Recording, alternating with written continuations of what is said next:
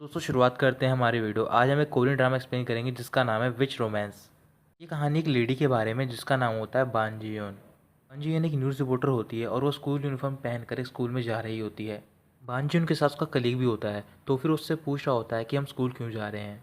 फिर बान जी योन बताती है कि वो इन्वेस्टिगेशन कर रही है एक नेशनल एक्टर पर जिसका नाम है किम जोंग डो। उसके कोई भी हेटर्स नहीं है और आज वो एक स्कूल में जाने वाला है जहाँ पर उसे लेक्चर देना है। बट उसने वो स्कूल क्यों चूज़ किया, क्योंकि उस स्कूल की जो टीचर है उनमें से एक टीचर उसकी मिस्ट्रेस है और ये बात किसी को भी नहीं पता है। और उस टीचर के साथ उसकी एक बेटी भी है।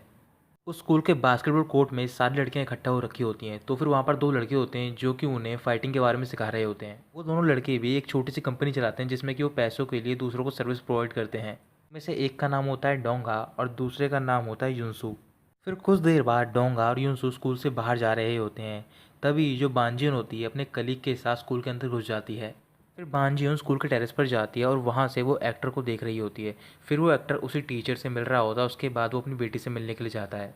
और जो बानजियन का कलीग होता है वो उस एक्टर की फ़ोटोज़ खींच रहा होता है उसकी बेटी के साथ। जो टीचर होती है वो उस एक्टर से बोल रही होती है कि मैं किसी को नहीं बता पाती हूँ कि ये तुम्हारी बेटी है। फिर वो टीचर उससे डिवोर्स मांग रही होती है। तो फिर वो एक्टर बोल रहा होता है तुम्हें पता है कि अभी मैं क्या फेस कर रहा हूँ, मेरे लिए बहुत इंपॉर्टेंट टाइम है।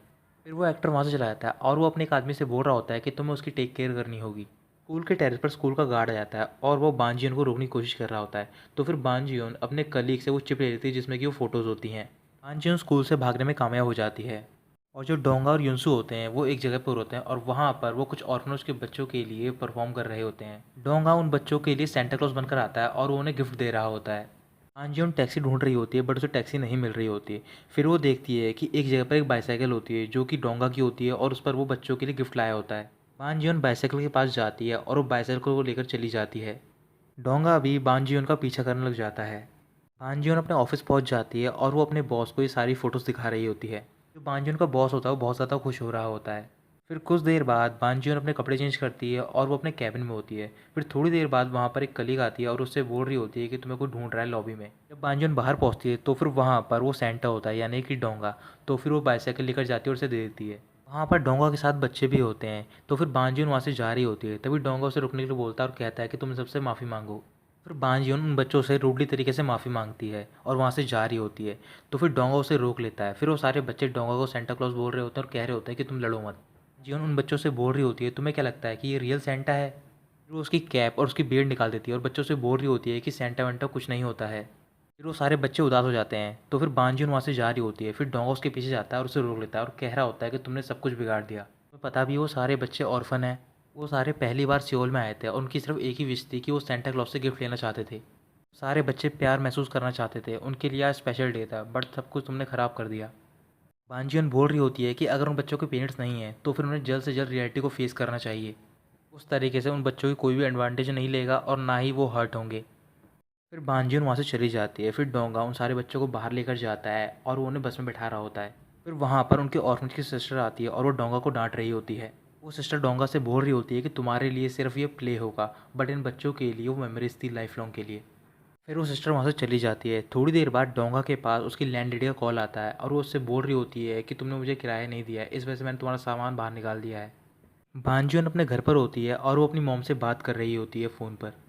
बानजियोन की मॉम बता रही होती हैं कि वो शमन से मिली हैं ताकि वो तुम्हारी शादी के बारे में पता लगा सकें। वैसे तुम्हारी शादी बहुत पहले ही हो जानी चाहिए थी, मगर वो लड़का तुम्हें शादी के दिन ही छोड़कर चला गया। अगर वो तुम्हें छोड़कर नहीं जाता तो फिर कल तुम्हारी वेडिंग एनिवर्सरी होती। फिर वहाँ पर एक फ़ोटो रखी होती है पोलर बियर की। तो फिर बानजियोन उस फ़ोटो की ओर देख रही होती है। कुछ देर बाद बानजियोन म्यूज़िक प्ले करती है और वो डांस करने लग जाती है। बानजियोन के जो भी कलीग होते हैं वो एक जगह पर बैठे होते हैं और वो उसकी बुराई कर रहे होते हैं और कह रहे होते हैं कि उसने हमें बहुत परेशान कर रखा है। डोंगा रहने के लिए अपने दोस्त युनसू के घर पर जाता है। युनसू के साइड में एक और घर होता है और वो घर होता है बानजियोन का। अगले दिन बानजियोन ऑफिस जा रही होती है तो फिर वो बहुत खुश होती है क्योंकि सारे न्यूज़ चैनल और न्यूज़पेपर पे उस एक्टर की स्कैंडल की रिपोर्ट होती हैं। बानजी उनके जो कलीग होते हैं वो युनसू से मिल रहे होते हैं। फिर वो युनसू को बता रहे होते हैं कि सारे कलीग मिलकर आज एक रेस्टोरेंट में जाएंगे पार्टी करने के लिए। तो फिर वहाँ पर बानजियन भी मौजूद होगी और तुम्हें बानजियन को अपने प्यार में फंसाना है और उसे ह्यूमिलेट करना है सबके सामने। फिर रात को वो सारे एक बार में जाते हैं और वहाँ पर वो सेलिब्रेट कर रहे होते हैं। वहाँ पर बानजियन भी होती है। तो फिर बानजियन के पास एक वेटर आता है और वो उसे ड्रिंक्स दे रहा होता है।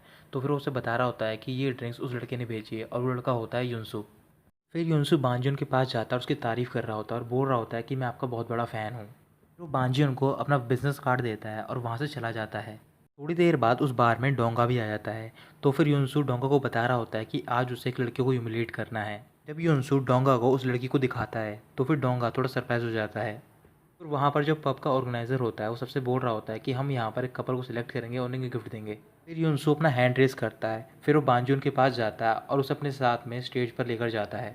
युनसू बांजुन को प्रपोज कर देता है तो फिर बांजुन वहाँ से जा रही होती है। जितने भी लोग वहाँ पर होते हैं वो सारे युनसू को किस करने के लिए बोल रहे होते हैं। फिर युनसू बांजुन को रोक लेता है और उसे किस करने वाला होता है। तो फिर जैसे ही बांजुन अपनी आंखें बंद करती है तभी वो रुक जाता है। युनसू उसकी इंसल्ट करता है और वहाँ से चला जाता है। तो फिर बांजुन के जो कलीग होते हैं वो उस पर हंस रहे होते हैं।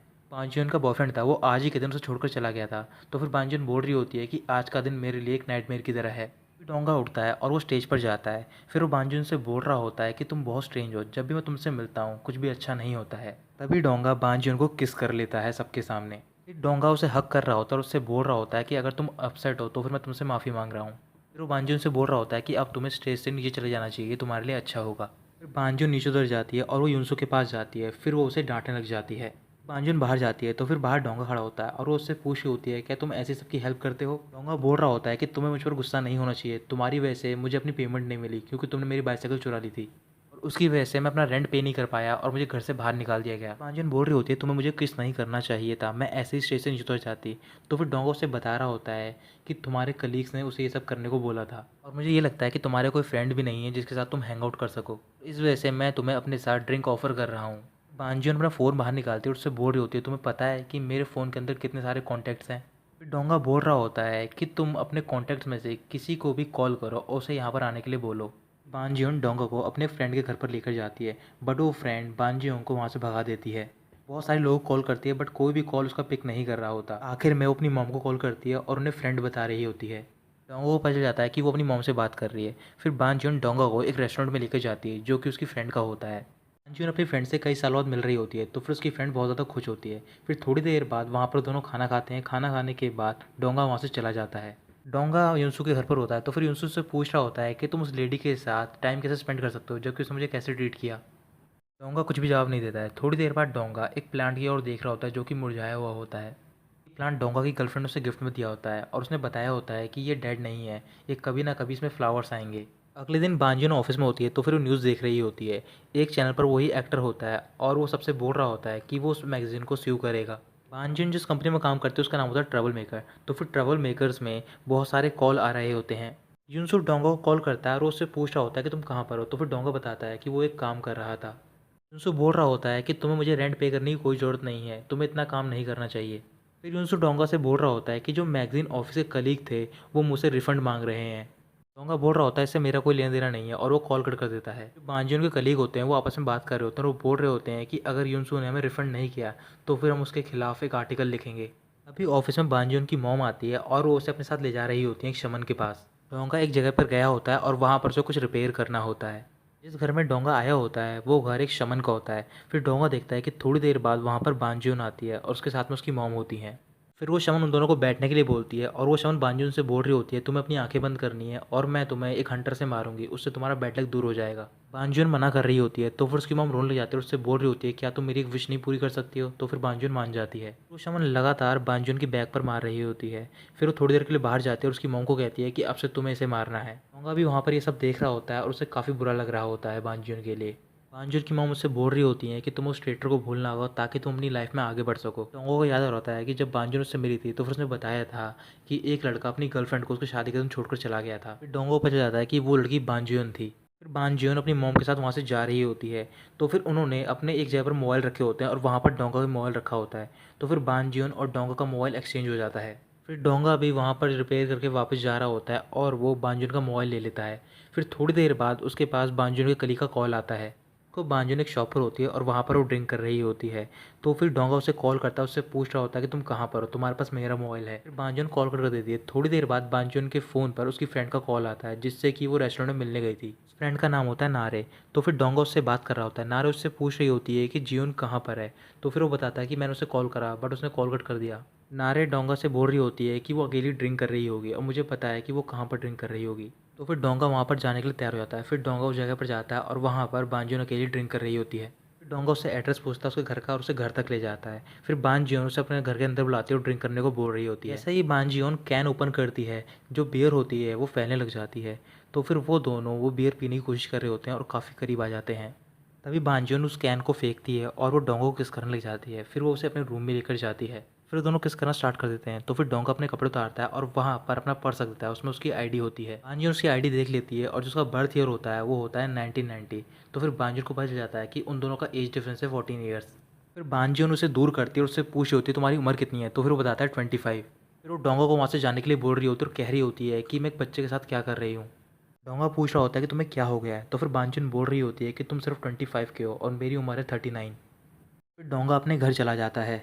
अगले ही दिन जो बानजियोन के कलीग होते हैं वो युनसो और डोंगा की कंपनी के खिलाफ एक आर्टिकल लिखते हैं। जब अगले दिन डोंगा उठता है तो फिर उसका फ्रेंड युनसो से दिखा रहा होता है कि बानजियोन की कंपनी वालों ने हमारे खिलाफ एक आर्टिकल लिखा है। जैसे ही सारे लोग वो आर्टिकल पढ़ते हैं तो फिर जितने भी उनके क्लाइंट होते हैं वो भी उनके खिलाफ बुरा फीडबैक दे रहे होते हैं। फिर डोंगा उनके ऑफिस में जाता है, उन सबसे मिल रहा होता है और कह रहा होता है कि तुम अपने कलीग को परेशान कर रहे हो और हमारी कंपनी के खिलाफ एक गलत आर्टिकल लिख रहे हो, तुम्हें शर्म नहीं आ रही है?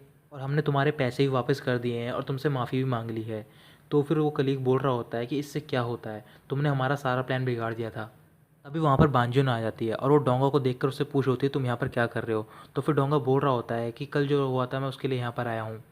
बांजुन को लग रहा होता है कि डोंगा रात की बात कर रहा है जब वो दोनों किस कर रहे होते हैं। फिर बांजुन डोंगा को अपने साथ बाहर लेकर जाती है, उससे बोल रही होती है कि तुम्हें इस बारे में मुझसे बात करनी चाहिए।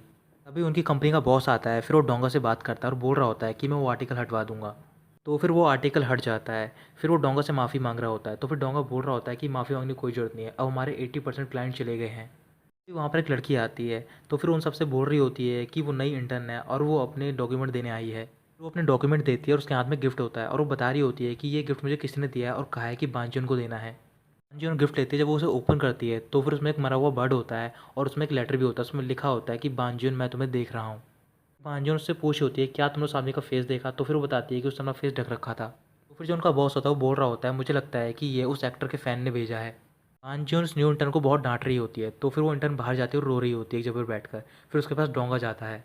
फिर डोंगा उसे कंफर्ट कर रहा होता है और वो उसे चुप कराता है। फिर थोड़ी देर बाद वहाँ पर बांजुन आती है, फिर उसे अपने साथ लेकर जाती है और उस लड़की से बोल रही होती है कि एक रिपोर्टर को हमेशा कॉन्फिडेंट रहना चाहिए। डोंगा उनकी कंपनी के बॉस से बात कर रहा होता है। तो फिर जो बॉस होता है वो बांजुन को अपने कैबिन बुलाता है और उससे बोल रहा होता है कि 3 महीने के लिए डोंगा तुम्हारा असिस्टेंट है। तो फिर बांजुन की बात माननी पड़ती है। फिर डोंगा ऑफिस में जाता है और वहाँ पर उसके कलीग से पूछ रहा होता है कि बांजुन को क्या क्या पसंद है और उसका क्या टाइम टेबल है। फिर बानजियोन डोंगा को बाहर बुलाती है और उससे बोल रही होती है कि अब से तुम्हें मेरी बात माननी होगी, मैं जहाँ पर भी गऊँ जहाँ पर भी बोलूँ तुम्हें मेरे साथ जाना होगा। फिर बानजियोन को बाहर जाना होता है तो फिर वो डोंगा को अपने साथ लेकर जा रही होती है। फिर डोंगा अपना स्कूटर बाहर निकालता है और उसके साथ जाता है। डोंगा मिरर में से देख रहा होता है कि पीछे उनकी एक कार पीछा कर रही है।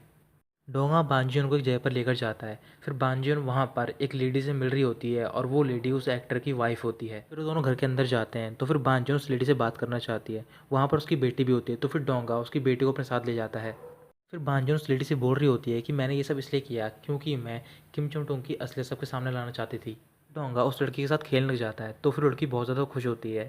बानजियोन उस लेडी से बोल रही होती है कि वो तुम्हारी परवाह नहीं करता है। तो फिर लेडी बोल रही होती है फिर भी मैं उसी को चूज़ कर रही हूँ, अभी तुम्हारे तरह हूँ क्योंकि तुम अभी भी शिहुन का वेट कर रही हो। शिहुन बानजियोन का बॉयफ्रेंड होता है जो कि उसके वेडिंग के दिन पर छोड़कर चला गया होता है। बानजियोन बोल रही होती है मैं तुमसे अलग हूँ और मैं किम जी डोंग को रोक कर रहूँगी। फिर कुछ देर बाद बानजियोन और डोंगा वहाँ से चले जाते हैं। फिर रात को वो दोनों घर पर पहुँचते हैं। का जो पीछा कर रहा होता है कार में, तो फिर वो आदमी बाहर आता है और उन दोनों को देख रहा होता है। तभी डोंगा अपना हेलमेट बानजियोन को देता है और उस आदमी का पीछा करने लग जाता है। डोंगा उस आदमी को पकड़ नहीं पाता है बट उसकी हल्की सी शक्ल देख लेता है, उसने ग्लासेस पहन रखे होते हैं। फिर वो बांजुन के पास जाता है, उसे बता रहा होता है कि ऑफिस से हम दोनों को कोई पीछा कर रहा था।